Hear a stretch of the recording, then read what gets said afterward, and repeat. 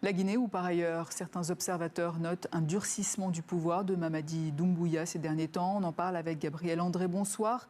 Vous êtes docteur en sciences politiques et chercheur associé au Centre de recherche international de Sciences Po Paris.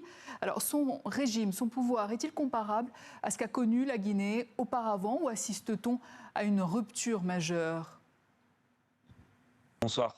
Il me semble que ce qui apparaît quand on regarde la trajectoire politique guinéenne depuis l'indépendance, c'est plutôt la grande continuité du régime actuel. Mamadi Doumbouya revendique d'ailleurs lui-même explicitement l'héritage politique d'Ahmed Sékou Touré, le premier président du pays, donc qui est celui qui a dit non au général de Gaulle, qui a décolonisé la Guinée, mais qui a aussi instauré, à partir des années 60-70, un exercice autoritaire du pouvoir, fondé sur la répression systématique, l'enfermement des opposants, notamment dans le tristement célèbre camp Boiro. Donc loin de banaliser la violence politique, je dirais simplement que le gouvernement actuel s'inscrit dans une certaine continuité historique et que la violence politique en Guinée a une histoire qui est beaucoup plus longue, qui remonte notamment à la période coloniale, à la décolonisation, à la marginalisation de l'ancienne Guinée française par le général de Gaulle et à la pratique autoritaire donc de ce premier régime d'Ahmed Sékou Touré, aujourd'hui revendiqué comme un héritage par le pouvoir politique à Conakry. Est-ce que les récentes radiations de 173 militaires pour désertion, le limogeage pour corruption de 2 ministres ou encore les coupures récurrentes des réseaux sociaux s'inscrivent selon vous dans cette histoire politique du pays ? Oui, à bien des égards. Il me semble que l'histoire politique guinéenne est marquée par une tension qu'on voit aujourd'hui. D'un côté, les chefs d'État successifs ont en commun une affirmation très forte d'autorité, de contrôle de l'appareil d'État, que ce soit à l'égard de l'armée, plus généralement de la sphère politique.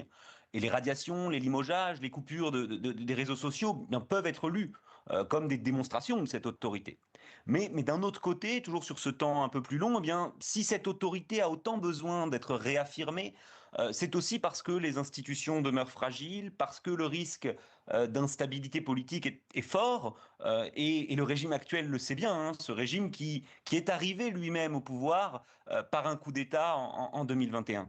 Alors l'actualité, c'est aussi cet éboulement dans le quartier de Dar es Salaam et sa gestion par les autorités qui font scandale dans le pays. Qu'en pensez-vous ? Je pense que ce qu'on appelle parfois un peu rapidement les catastrophes, qu'elles soient naturelles ou humaines, donc ici un éboulement de déchets meurtriers, ces catastrophes-là sont des événements politiques qui mettent à l'épreuve la relation des citoyens à l'État.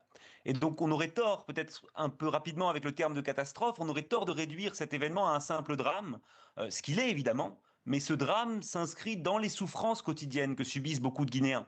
Je veux simplement rappeler qu'un premier éboulement avait déjà eu lieu au même endroit et causé plusieurs décès. Je pense aussi à l'explosion du dépôt de carburant à Conakry en décembre 2023 qui avait tué plusieurs dizaines de personnes, à la bousculade meurtrière dans le stade de football de Nzérékoré en Guinée forestière en 2024 qui était saturé au-delà de sa capacité maximale.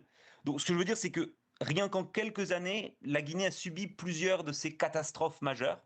Et ces catastrophes, elles sont vécues par beaucoup comme la preuve d'un abandon ancien de l'État et comme le résultat d'un manque d'investissement public de première nécessité dans le pays. Mais donc de quoi est révélateur cet événement tragique ? Je pense qu'il est révélateur d'un pays qui est plus que jamais à la croisée des routes, qui présente en tout cas une configuration très clivée sur le plan socio-économique. La Guinée est une des plus grandes réserves de minerais en Afrique de l'Ouest. Elle tire plus de 20% de son PIB de l'exploitation de ses ressources minières, notamment de ses ressources en fer. La Guinée vient de lancer officiellement l'un des plus grands projets miniers du monde, de l'histoire du monde, avec l'exploitation du gisement de fer de Simandou. Et cette exploitation à très grande échelle, elle suscite dans le pays d'immenses espoirs de croissance économique, sur laquelle mise beaucoup le gouvernement avec le plan Simandou 2040. Et pourtant, bien au même moment, on voit qu'un éboulement dans la banlieue de Conakry, un éboulement d'ordures, peut produire plusieurs dizaines de décès. Et donc je crois que l'événement témoigne de ce double visage, celui d'un pays qui d'un côté mise plus que jamais sur une croissance économique boostée par l'exploitation minière, et d'un autre, le manque de développement de base que subissent au quotidien la très grande majorité des Guinéennes et Guinéens.